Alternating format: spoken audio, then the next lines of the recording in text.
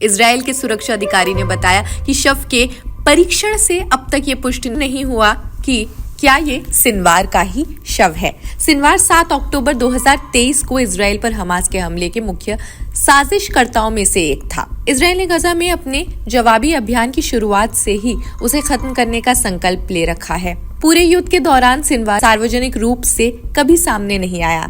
वो सालों से गजा पट्टी के अंदर हमास का शीर्ष नेता रहा है, जो इसकी सैन्य शाखा का गठन करते हुए इससे निकटता से जुड़ा हुआ था।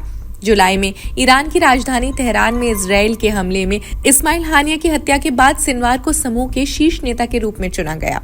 इजराइल ने हमास की सैन्य शाखा के प्रमुख मोहम्मद दीफ को भी एयर स्ट्राइक में मारने का दावा किया, लेकिन समूह ने कहा कि वो बच गया है। हिजबुल्लाह का इजराइल पर अब तक का सबसे बड़ा हमला है ये। मिलिट्री बेस को ड्रोन से बनाया निशाना, 4 सैनिकों की मौत हो गई और 67 घायल हो गए। एक वरिष्ठ अधिकारी के अनुसार अमेरिका के राष्ट्रपति जो बाइडेन को भी घटनाक्रम के बारे में अवगत करवाया गया था। अमेरिकी अधिकारी बृहस्पतिवार सुबह से ही इजरायली अधिकारियों के साथ संपर्क में रहे। इजरायली सेना ने उत्तरी गाजा के जबालिया शरणार्थी शिविर पर एक हफ्ते से ज्यादा समय से हवाई और जमीनी हमले जारी रखे। इसराइल और जैश الاحتلال الإسرائيلي حماس لن تموت حتى في حال تم تأكيد الخبر. حماس ستبقى صامدة في وجه هذا الطاغي اللي اسمه احتلال توسعي استيطاني إسرائيلي.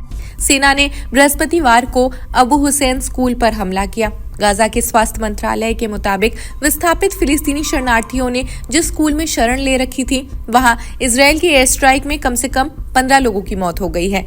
गाजा स्वास्थ्य मंत्रालय की स्थानीय आपातकालीन इकाई के प्रमुख फरेस अबू हमजा ने हमले में मारे गए लोगों की संख्या की पुष्टि की और कहा कि दर्जनों लोग घायल हुए हैं। उन्होंने कहा कि पास के कमाल अवदान अस्पताल में घायलों को भर्ती करवाया गया।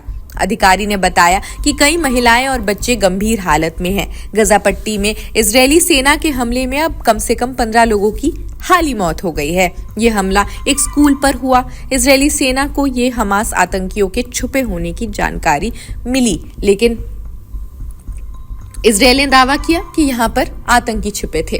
खैर, इस खबर में बस इतना ही। बाकी देश दुनिया की खबरों के लिए भी जुड़े रहिए जनसत्ता के साथ। शुक्रिया।